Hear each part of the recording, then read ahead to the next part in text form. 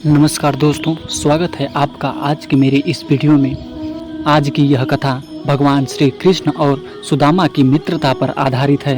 कथा को शुरू करने से पहले अगर आप भी भगवान श्री कृष्ण के सच्चे भक्त हैं तो कमेंट में जय श्री कृष्णा जरूर लिखें। तो चलिए शुरू करते हैं आज की इस कथा को। प्रचलित पौराणिक कथा के अनुसार सुदामा ने अपने मित्र श्री कृष्ण भगवान को श्रापित चने न देकर खुद ही सारे चने चबा लिए और अपने जीवन काल की मध्य अवधि तक गरीबी का दंश झेलते रहे।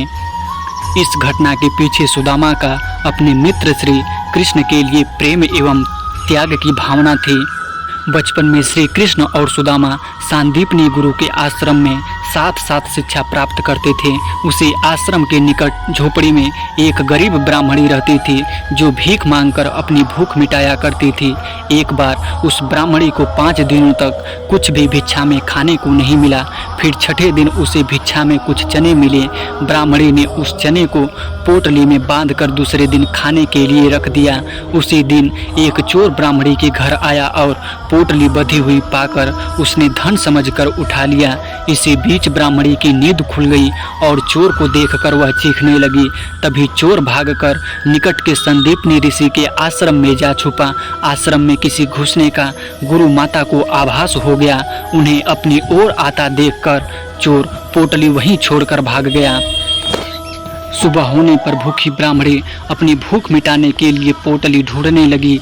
पोटली न मिलने पर भूख से व्याकुल होकर उसने श्राप दिया कि जो भी मेरी पोटली के चने खाएगा वो दरिद्र हो जाएगा। उधर आश्रम में रोज की भांति कृष्ण और सुदामा लकड़ी लेने जंगल में जाने की तैयारी कर रहे थे।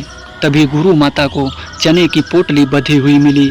उन्होंने पोटली सुदामा को देकर कहा कि तुम दोनों इसे आधा आधा बांट कर खा लेना। सुदामा ने श्रापित पोटली के चने अपने मित्र कृष्ण को न देने का निर्णय किया। जब जंगल में कृष्ण ने सुदामा को पेड़ पर चढ़कर लकड़ी काटने को कहा तभी सुदामा पोटली के चने चबा चबा कर खाने लगा और कृष्ण के पूछने पर कि ये आवाज़ कहाँ से आ रही है, सुदामा ने कहा कि ठंड के कारण मेरे दांत कटकटा रहे हैं, ये आवाज़ उसी की है। इस तरह सुदामा ने सारे चने खुद ही खा लिए, जिसके परिणाम स्वरूप शिक्षा समाप्त होने के बाद कृष्ण द्वारका के राजमहल में निवास करने लगे और सुदामा अति निर्धन ब्राह्मण बनकर अपनी पत्नी और बच्चों के साथ गरीबी का दंश कृष्ण से दोबारा न मिलने तक झेलता रहे। सुदामा द्वारा चने खुद खा जाने के पीछे जन कल्याण और सबसे बढ़कर अपने मित्र को निर्धन होने से बचाने की भावना निहित थी। ऐसे त्याग और प्रेम की मिसाल थी सुदामा और कृष्ण की मित्रता, जो सृष्टि के कायम रहने तक जन साधारण के लिए मित्रता की मिसाल के रूप में कायम रहेगी।